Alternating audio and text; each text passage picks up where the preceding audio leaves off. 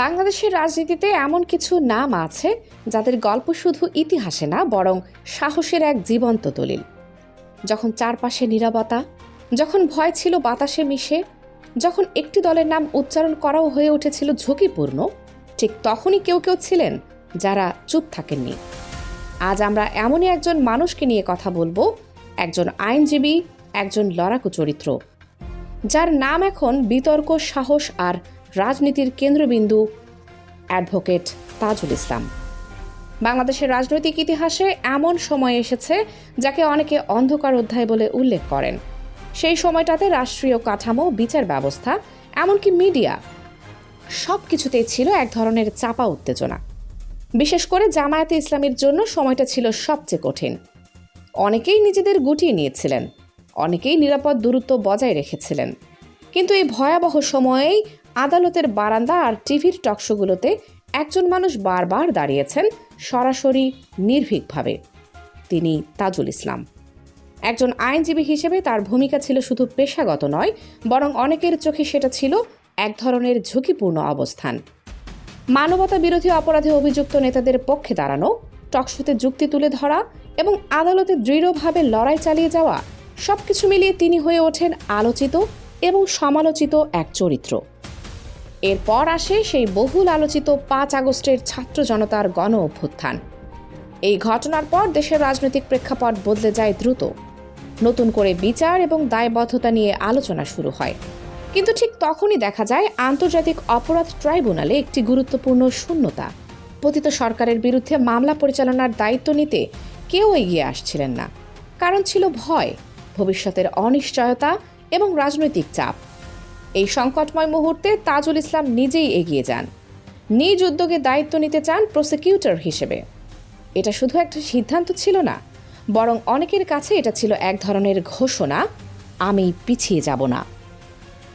জামালপুরের মাটিতে জন্ম নেওয়া এই মানুষটি এরপর চিফ প্রসিকিউটরের দায়িত্ব গ্রহণ শুরু করেন। তারপর শুরু হয় এক নতুন অধ্যায়।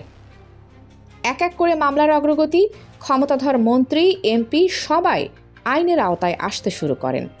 সবচেয়ে আলোচিত বিষয় ছিল সেনাবাহিনীর কিছু উচ্চ পদস্থ কর্মকর্তাদের বিরুদ্ধেও পদক্ষেপ, যা আগে প্রায় অকল্পনীয় ছিল।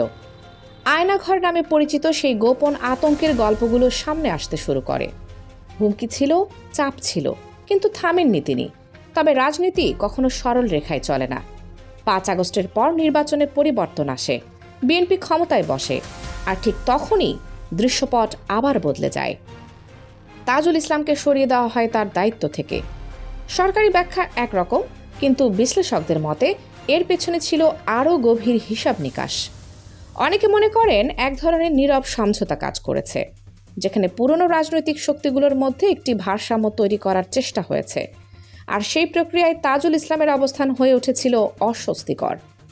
তার অপসারণের পরপরই দেখা যায় কিছু প্রভাবশালী নেতার মুক্তি, কিছু মামলার গতি ধীর হয়ে যাওয়া, যা নতুন করে প্রশ্ন তোলে, বিচার কি সত্যিই নিরপেক্ষ পথে এগোচ্ছে?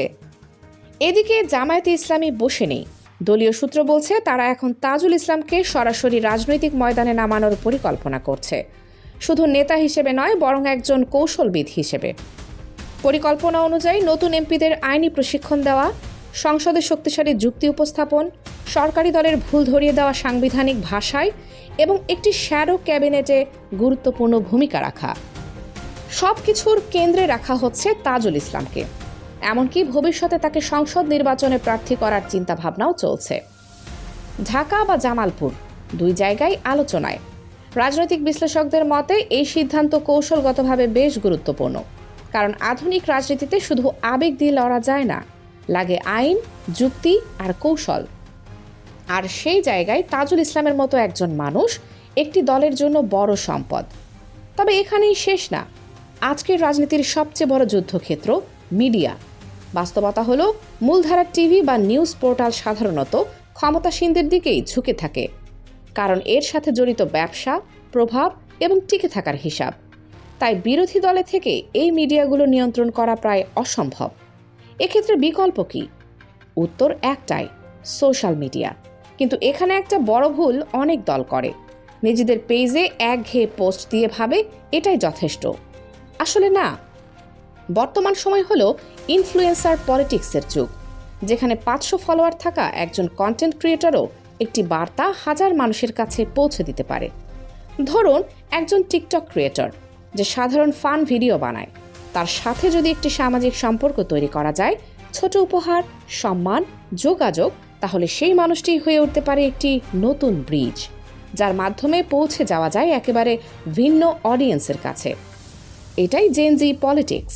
এর পাশাপাশি সংসদের প্রতিটি এমপির একটি করে ভেরিফাইড ফেসবুক পেজ থাকা দরকার, যেখানে প্রতিদিনের কাজ, উন্নয়ন, জনসংযোগ সবকিছু প্রফেশনালভাবে তুলে ধরা হবে।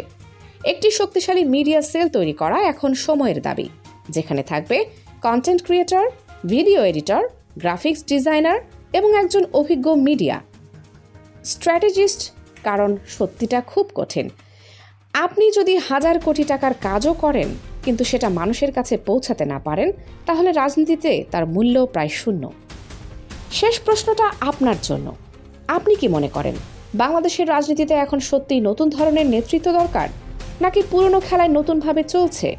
কমেন্টে জানিয়ে দিন আপনার মতামত। আর এই ধরনের গভীর বিশ্লেষণ পেতে চ্যানেলটি সাবস্ক্রাইব করে সাথে থাকুন, কারণ পরবর্তী গল্পটা হয়তো আরও বিস্ফোরক।